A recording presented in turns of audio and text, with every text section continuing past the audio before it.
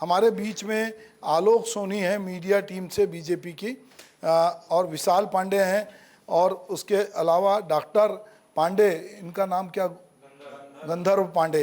ये तीन जो है, दो पांडे जी हैं और एक सोनी जी हैं, बारी बारी से तीनों अपनी अपनी राय दें। जी सर, सर्वप्रथम मैं एशियन न्यूज़ चैनल का बहुत बहुत आभार प्रकट करूंगा कि इतने संवेदनशील मुद्दे को आज यहाँ पर मैं हम सबके बीच में रखा है। आज हम सभी यहाँ बैठे हुए हैं और इस मुद्दे पर आज हमारी राय जो है लगभग एक सी भी है और उसमें हमारे डिफरेंसेस भी हैं। डिफरेंसेस ऐसे हैं कि आज हम उनको हम सत्ता को और सत्ता के अलावा व्यवस्था को कोस रहे हैं, लेकिन केवल कोसने से ये चीज़ें सुधर नहीं सकती। आज हर कोई जो है सिर्फ कोसने के लिए आगे आने को तैयार है, लेकिन उसमें उतरना नहीं चाहता। तो ये एक प्रकार का दलदल है। दलदल को क्या है कि हम सिर्फ बोलते हैं कि ये दलदल है, दलदल है, लेकिन उस दलदल में कोई, उस दलदल को साफ करने के लिए कोई उतरना नहीं चाहता। तो ये व्यवस्था भी हमारी अपने समाज की बनाई हुई व्यवस्था है। इसके लिए ना तो हमारे नेतागण जिम्मेदार हैं और ना ही हमारे जो अधिकारीगण जिम्मेदार है कि हम उनको कोसते बैठे कि हम इस। और आज देखिए, इसी सत्ता, इसी मंत्री, इसी अधिकारियों के बदले में इनकी वजह से ही आज देश कहाँ से कैसे पहुँचा। रही बात एक व्यवस्था परिवर्तन की, जो एक मेन मुख्य मुद्दा है, तो मेरा ऐसा मानना है कि व्यवस्था में कुछ तो परिवर्तन होता है। ऐसा नहीं कि व्यवस्था में परिवर्तन नहीं होता है।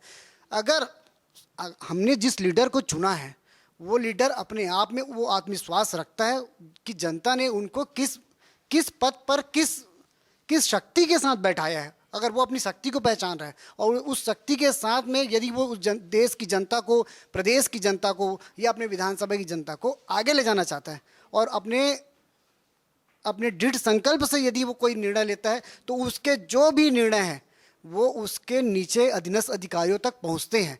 उसका खुद का चाल चरित्र जो है वो उनके नीचे काम करने वाले अधिकारियों तक भी पहुंचता है।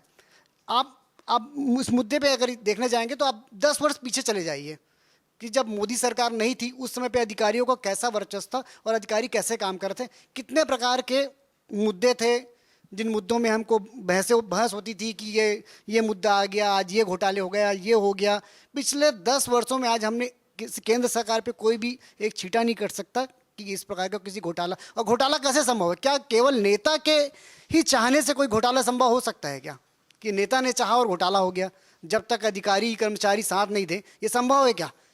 तो ये कहीं ना कहीं पर में ये आवश्यक है कि एक ऐसा लीडर हो, एक ऐसा व्यक्ति जो है जिसे हम चुने, जो दृढ़ संकल्पित हो जनता को आगे बढ़ाने के लिए।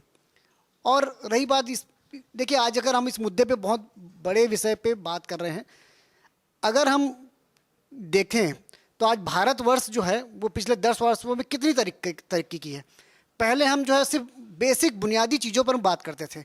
आज हम बुनियादी चीज़ों पे बात नहीं करते हैं। आज हम बात करते हैं आगे बढ़ने की, होड़ लेने की बात करते हैं। किससे होड़ लेने की बात करते हैं?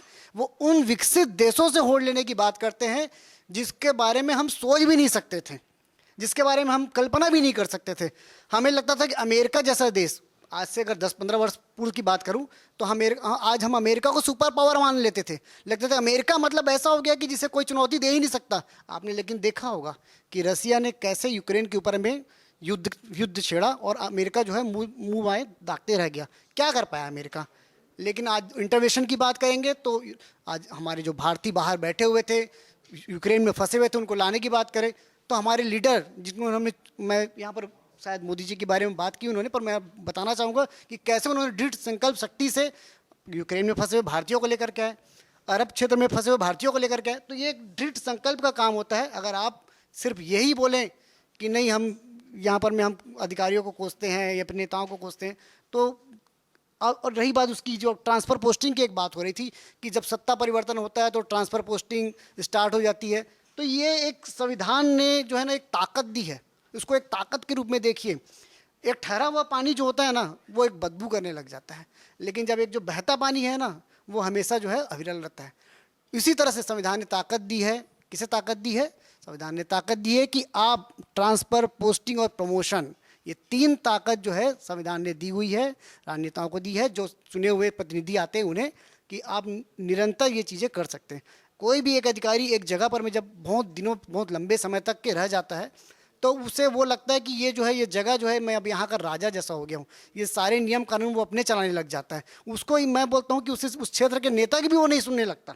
तो ये जो परिवर्तन है, ट्रांसफर, ये आवश्यक है, ये आवश्यक, ये होना ही भी चाहिए कि आज एक अधिकारी यहाँ बैठा है तो कल को वो अधिकारी कहीं और चला जाएगा, तो उसे उस जगह से, उस कुर्सी से ऐसा जुड़ाव नहीं हो जाना चाहिए कि वो सारी चीज़ें अपने हिसाब से चलाते रहें। तो ये आवश्यक चीज़ है। वो तो मतलब कहें कि हमारे संविधान एक बहुत अच्छा ताकत दिया है जो जनप्रतिनिधि को, ये जो इसका इस्तेमाल किया जाना चाहिए। बिल्कुल मैं तो उसके खिलाफ नहीं हूँ, मैं उसके पक्ष में हूँ कि ये चीज़ें हैं वो होती ही रहनी चाहिए। और बाकी उसके लिए फिर आगे मैं बहुत धन्यवाद। बहुत अच्छा विषय आपने रखा है, आपका बहुत आभार व्यक्त करता हूं कि आप सबने हमको बुलाने का अवसर किया। और संतुलन का समीकरण, देखिए भाई साहब, इच्छा शक्ति होनी चाहिए काम करने की। पूर्व की सरकार रही, अभी की सरकार चल रही है, दोनों में इच्छा शक्ति का बहुत अंतर है। वही अधिकारी थे, वही कर्मचारी हैं जो काम कर रहे हैं, केवल जगह बदला, स्थान बदला है, कोई यहाँ से वहाँ गया, कोई यहाँ से वहाँ गया। पूर्व की सरकारों में जो काम करते थे वो काम करते थे महादेव सट्टा ऐप के लिए काम करते थे, वो काम करते थे कोल घोटाले के लिए काम करते थे। जिस सरकार के मुखिया स्वयं भ्रष्ट हो तो क्या अधिकारियों से काम लेंगे, इसकी इच्छा शक्ति आप समझ सकते हैं।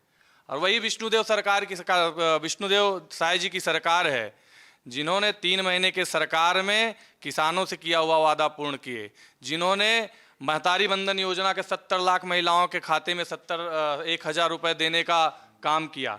तो आपकी इच्छा शक्ति कहां तक जाती है? सरकार को आना चाहिए कि अधिकारियों से कैसा काम कराना है। अधिकारी तो इधर से उधर केवल हुए हैं, अधिकारी बदले तो नहीं गए, हटाए नहीं गए हैं, तबादला हुआ है अधिकारियों का। लेकिन समीकरण बैठाने का पूरा श्रेय सरकार को होना चाहिए। सरकार उस पर कैसा काम कराती है, अधिकारी कैसा काम करते हैं, वो संतुलन सरकार का और अधिकारियों का होना चाहिए। पूर्व की सरकार की तरह अगर महादेव ऐप के उसमें ले जाएंगे तो कई अधिकारी ऐसे हैं जो केवल महादेव ऐप के लिए काम करते थे। अब आज उसके मुखिया भी उन पर संलिप्त थे, पुराने मुखिया जो थे, पूर्व के मुख्यमंत्री। तो हम अधिकारियों को जैसा ढालेंगे वैसा ढलेंगे, और अधिकारियों से काम कैसा लेना है वो सरकार के ऊपर निर्भर करता है। जैसा उनको ढालेंगे वो अधिकारी वैसा ढलेंगे, क्योंकि वो सत्ता के अधिकारी रहते हैं, वो किसी व्यक्ति के अधिकारी नहीं रहते हैं।